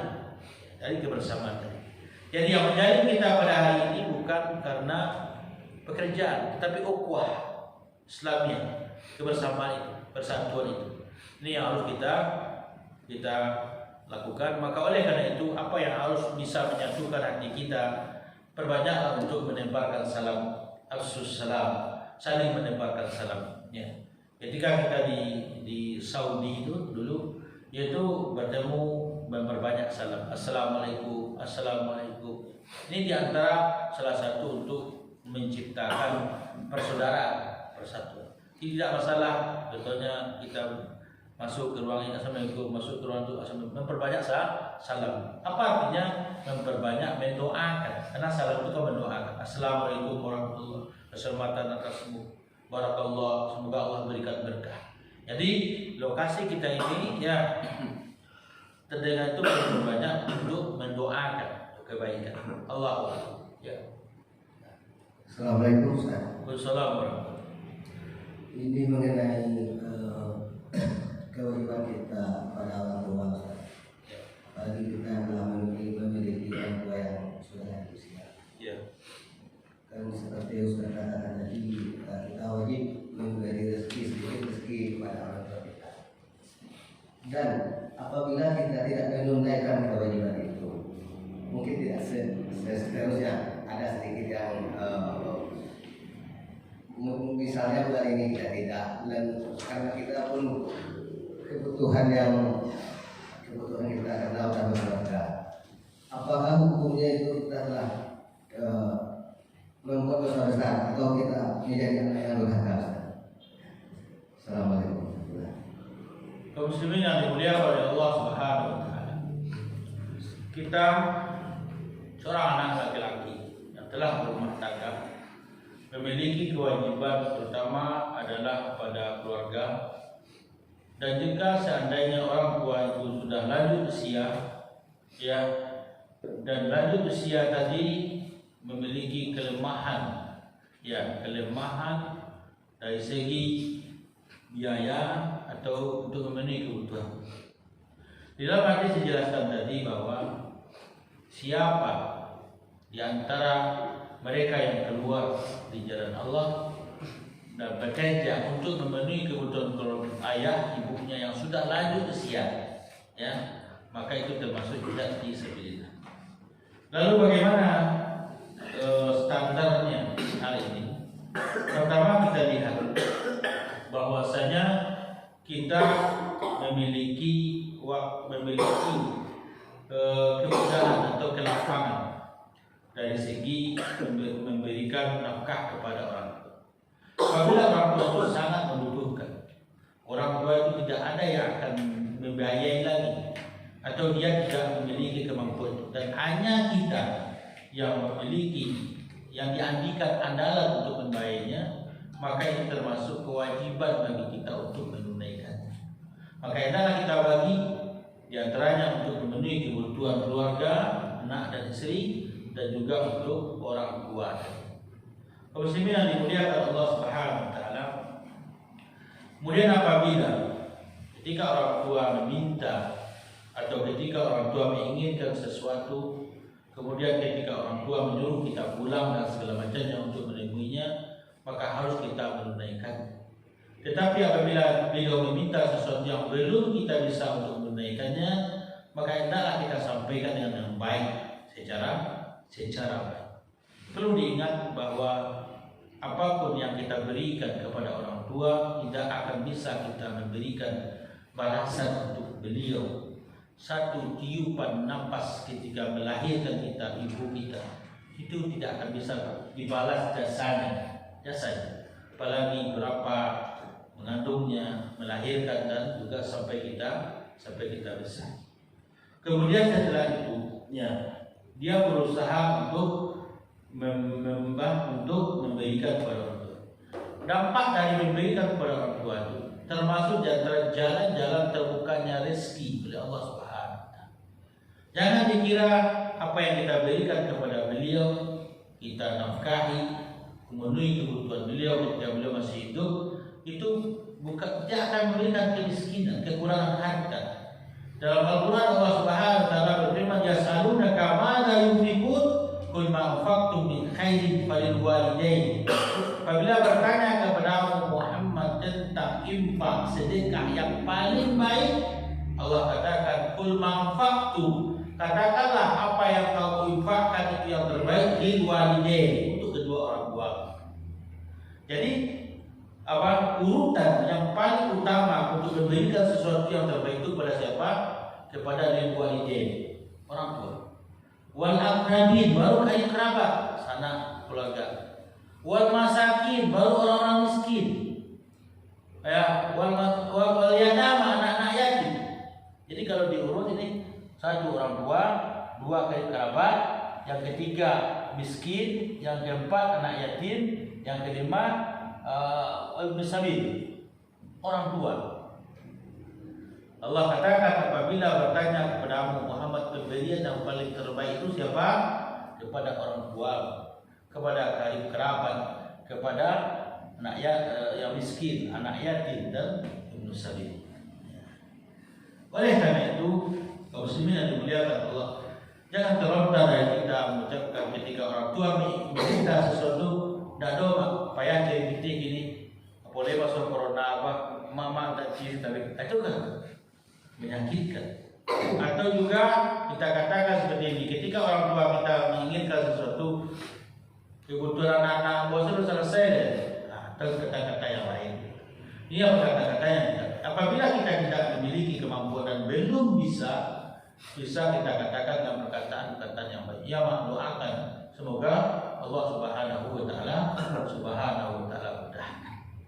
Walaupun orang tuanya mampu, memiliki kemampuan, mungkin barangkali ada pensiunnya, atau mungkin barangkali ada usaha orang tua tadi, contoh rumah yang dikontrakkan, atau penghasilan sawah dan segala macam, orang tua itu memiliki kemampuan. Salahkah orang anak memberikan infak atau memberikan hadiah kepada orang tuanya? Tidak. Ya. Ini termasuk pemberian yang terbaik. Kenapa? Karena dari pemberian seorang anak kepada orang tua sangat begitu berartinya bagi orang tua. Walaupun dia mampu, menyenangkan hati orang tua itu termasuk ibadah kepada Allah Subhanahu Subhanahu dan bahkan dengan berbakti seperti itu tadi Allah mudahkan segala urusan kita. Sehat yang Allah berikan. Kemudian juga kebahagiaan rumah tangga kita akan kita rasakan. Ya, kemudian kelapangan rezeki dari Allah Subhanahu wa taala. Allahu a'lam. Ya, baik.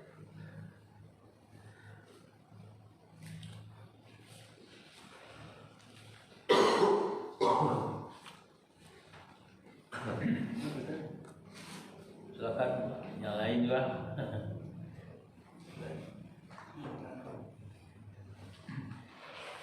Kopi Ustaz. Kopi dulu. Mantap kopi ini.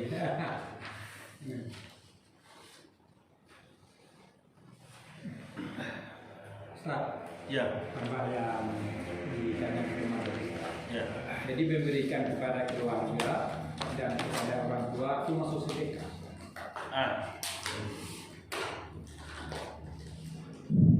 Muslimin yang dimuliakan oleh Allah Subhanahu memberikan ya kebutuhan dari keluarga atau orang tua itu termasuk berinfak di jalan Allah dan bahkan termasuk berjihad di jalan Allah. Di antara amalan-amalan yang termasuk bernilai jihad, dan jihad itu bukan hanya berperang, mengangkat senjata, tetapi berjihad itu termasuk di antaranya adalah yaitu orang yang bekerja, berpeluh, berkeringat, bersusah payah bekerja. Kemudian dia berikan hasil pekerja itu untuk memenuhi kebutuhan keluarganya, makanan, pakaian, dan kebutuhan biaya pendidikan anak-anaknya. Ini termasuk infak, sedekah. Termasuk infak dan bersedekah. Dan nanti dia di akhirat akan menerimanya. Jadi selama orang itu bekerja dan telah berumah tangga, orang yang berumah tangga itu apalagi diiringi dengan ibadah, tetapi sebaliknya begini, dia hanya bekerja siang malam bekerja, tapi tidak sholat, tidak melakukan ibadah. Dia mendapatkan pahala, dia tidak akan mendapatkan pahala. Ya, walaupun dia penuhi kebutuhan keluarganya semuanya, rumahnya sudah bagus, kendaraan, kemudian pekerjaan itu sudah dibagi-bagi sama anak-anaknya dan segala macam, melanjutkan saja. Tetapi tidak diiringi dengan beribadah kepada Allah SWT, tentu di dunia saja yang akan didapatkan. Bisa jadi setelah itu tidak bertahannya usaha itu oleh anak-anaknya karena pekerjaan itu tidak dicarinya dengan cara yang halal, yang baik ya ketika bekerja. Jadi kemudian juga dia termasuk jihad fisabilillah. Kemudian orang yang bekerja tadi sebagai Nabi ketika siapa yang keluar dari rumahnya bekerja, kemudian dia dapati orang tuanya yang sudah lanjut usia. Artinya apa? Ya ringkasnya begini, nyogokramkan gajinya sebulan mereka, iko untuk keluarganya, iko bagian untuk orang tua, termasuk fisabilillah. Ya fisabilillah. Sebenarnya orang tua itu tak punya target. Nak harus terima 1 juta sebulan, terima 700 sebulan dah. Tetapi sejauh mana awak lain bisa membalas kebaikan orang tua tadi, ya, kebaikan orang tua. Kenapa? Karena pekerjaan yang dilakukan oleh orang tua, ya, dan anak-anak juga yang banyak dulu itu sangat ringan yang kita rasakan zaman sekarang ini pekerjaan dibandingkan pekerjaan-pekerjaan yang lalu. Kalau muslimin yang dimuliakan Allah, jadi kesimpulannya apa? Ya, kesimpulannya, ya, itu orang tua, ya, atau keluarga. Apa yang kita berikan, ya, seperti binatang, ya, seperti minuman, makanan kepada binatang itu sedekah juga, ya, sedekah. Betul Pak Faisal Jolawi, banyak karo kata-kata lagi makanan itu termasuk saya sedekah. Apalagi orang tua manusia.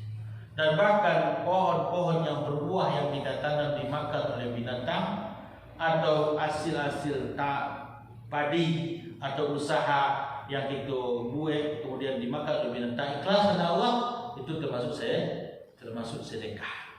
Pahala di sisi Allah Subhanahu wa taala. Contohnya kok nanam padi dimakan saja buruan, nanam kopi dimakan saja menci. Niat ikhlas karena Allah itu sudah termasuk termasuk sedekah. Jadi oleh karena itu inilah yang harus kita usahakan. Bagi kita laki-laki kepala rumah tangga, kita memiliki kewajiban kepada keluarga dan juga memiliki kewajiban kepada orang tua kita yang sudah berusia. Ya, kenapa? Karena ini suatu bukti bakti berbuat baiknya seorang anak kepada kedua orang tua. Allah Akbar.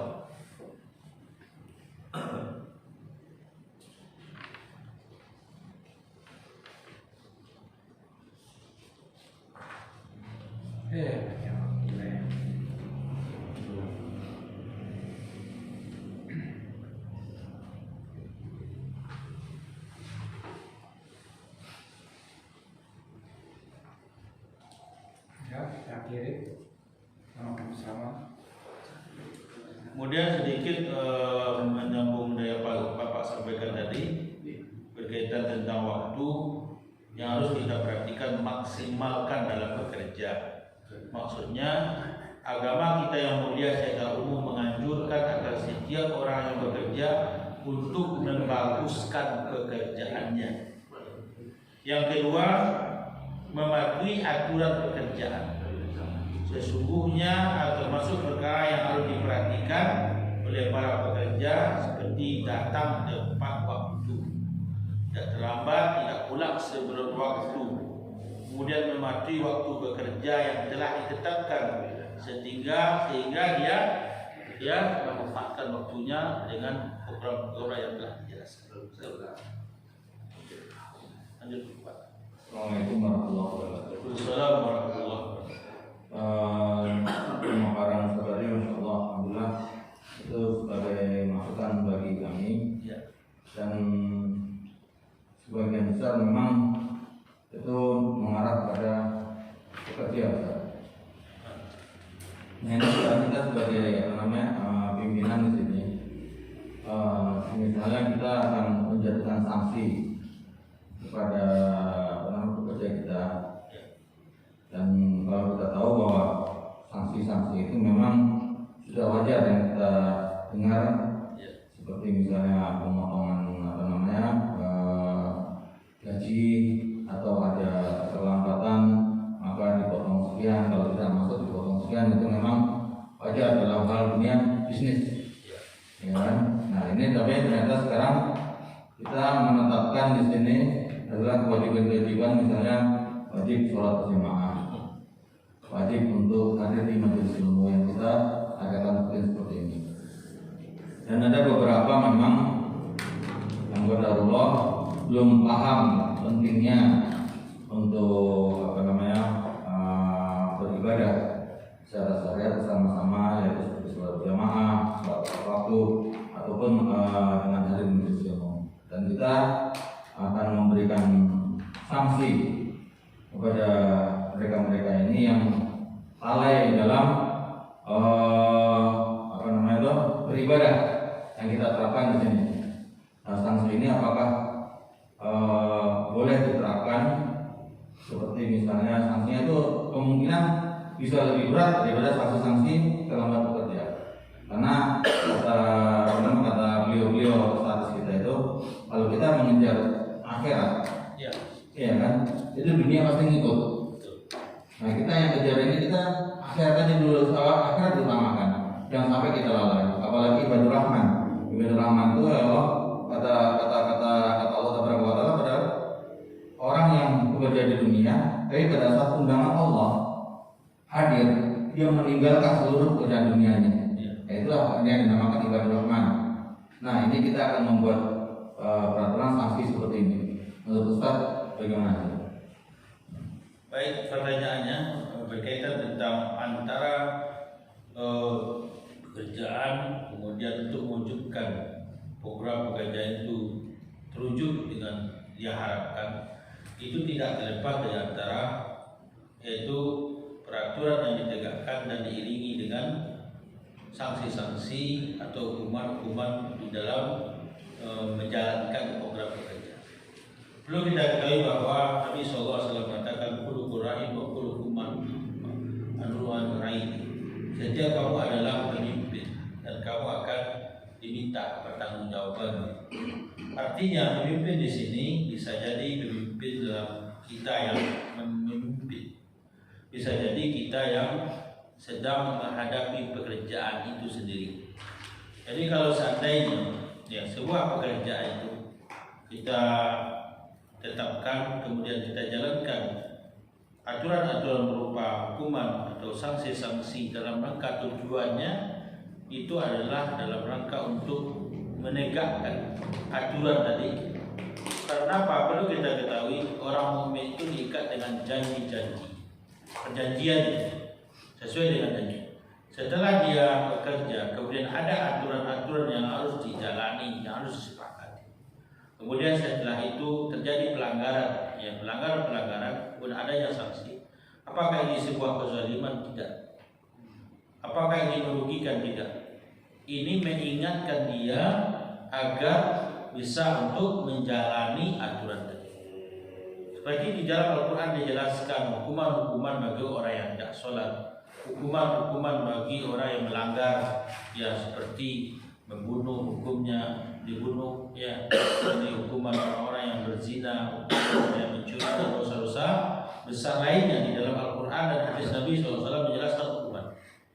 Dari satu segi tentu merugikan, tetapi hukuman itu adalah dalam rangka untuk menjaga syariat, ya, menjaga syariat. Dan hukuman itu untuk menumbuhkan kedisiplinan, dan itu hak dari orang yang mengambil kebijakan.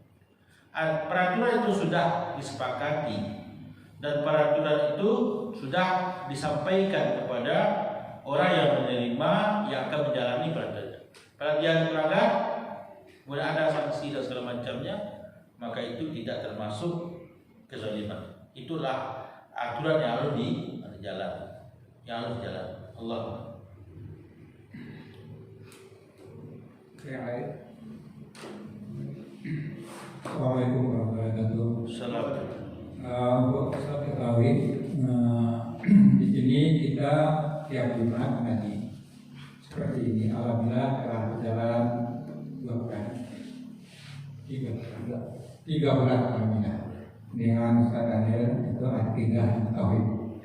Alhamdulillah sekarang dengan Ustaz, so mungkin kita lanjutkan dengan Ustaz Daniel apa yang membatalkan Islam. Di sini saya sudah tegaskan Ustaz, sebagai yang dituakan. Di sini ada 2 divisi, perabot dan semen. Itu kita mengatakan adalah sholat berjamaah tiap zuhur dan asar. Itu tidak berjalan. Sama sebelum ini ada, itu tidak berjalan. Di sini mungkin siapa yang akan datang, dan sekarang mungkin kena korbannya satu. Ada mungkin dari semen ada teman kita yang akan datang, 2 orang, satu adalah karena kesehatan, satu tidak ada alasan. Jadi saya minta pada Pak yang memimpin, Pak Reza sama Pak Fajril, seandainya jawabannya itu tidak sami, siapa yang datang mengaji pagi ini adalah dikasih sanksi.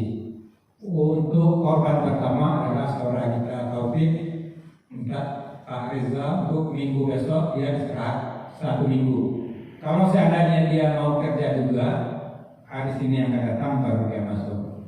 Ini pertama menyangkut tidak mengaji itu adalah orang yang tidak berilmu, itu adalah orang yang bodoh ya saya. Apalagi ilmu agama. Jadi saya tegaskan kepada bapak-bapak pimpinan unitnya masing-masing, seandainya terlambat jawaban tidak sahih pasti ada sanksinya. Untuk sekarang makan korban adalah surat tauhid. Sahih tidak sahih karena tidak ada kabar. Yang seminggu Senin sampai Sabtu dia tidak boleh masuk. Ya bisa. Kalau dia mau bekerja juga, dia masuk Senin akan datang. Nah, itu untuk yang semuanya.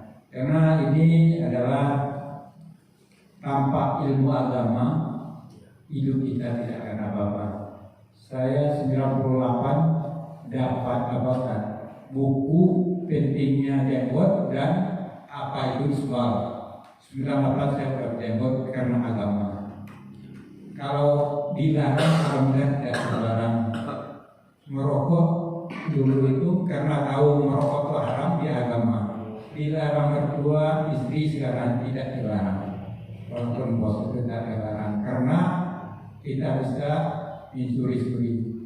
Jadi kalau agama yang menunjukkan, alhamdulillah kita bisa ada keyakinan, kita bisa meninggalkan.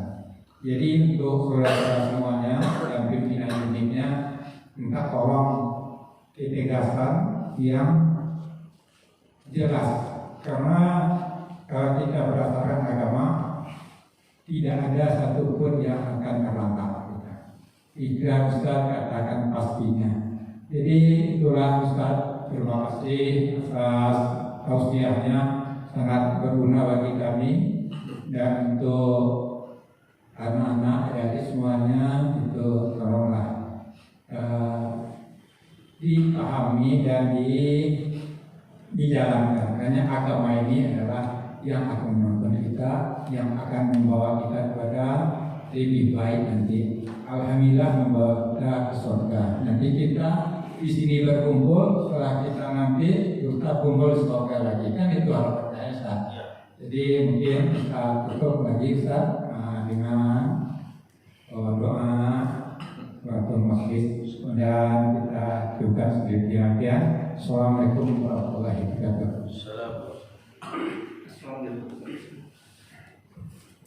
Baik, Pak, para ikhwan yang dimuliakan Allah Subhanahu wa taala. Sebelum kita tutup ya, dan ini nikmat Allah Subhanahu wa taala yang perlu kita syukuri, di mana di dunia kerjaan kita mendapatkan pekerjaan begitu sulitnya pada saat ini untuk mendapatkan pekerjaan.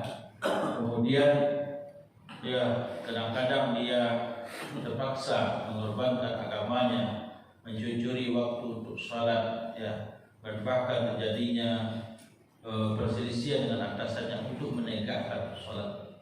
Tetapi di dalam pekerjaan yang seperti ini Allah Subhanahu wa taala berikan kemudahan, kebebasan, ya, apalagi untuk menegakkan salat waktu, menjadi ilmu yang kita bekerja. Dan itu adalah Allah Subhanahu wa taala yang perlu kita syukuri. Kenapa? Karena tidak ada satu kesuksesan dalam apa yang kita usahakan kalau tidak berlandaskan kepada agama. Mudah-mudahan Allah Subhanahu wa taala, kita berdoa untuk tetap memberikan kesehatan, ya, lindungan dari Allah Subhanahu wa taala kepada pimpinan kita yang memberikan pekerjaan dan pada kita semua. Semoga Allah Subhanahu wa taala majukan usaha kita ini, ya, kemudian pertahankan juga, kokohkan juga, ya, kemudian juga berkembang dan tetap diberikan mudah-mudahan Allah Subhanahu wa taala dalam usaha. Kemudian dari usaha ini tentu jelas di sana akan ada nanti program-program dari hasil usaha itu untuk dakwah, untuk membantu orang-orang yang lemah dan segala macamnya. Jadi itulah ya kembali kita bermohon kepada Allah Subhanahu wa taala agar Allah Subhanahu wa taala selamatkan kita, jaga kita, diberikan kemudahan oleh Allah Subhanahu wa taala, ya, kemudian juga diberikan oleh Allah kekokohan dan kekuatan dan kemajuan yang tetap maju terus dalam usaha ini dalam mencapai tujuan ke akhirat. Demikian saja, kita tutup dengan doa kepada sallallahu alaihi wasallam ala alihi washabihi ajmain. Ya, subhanaka wa bihamdika, la ilaha illa anta, astaghfiruka wa atubu ilaik. Assalamualaikum warahmatullahi wabarakatuh.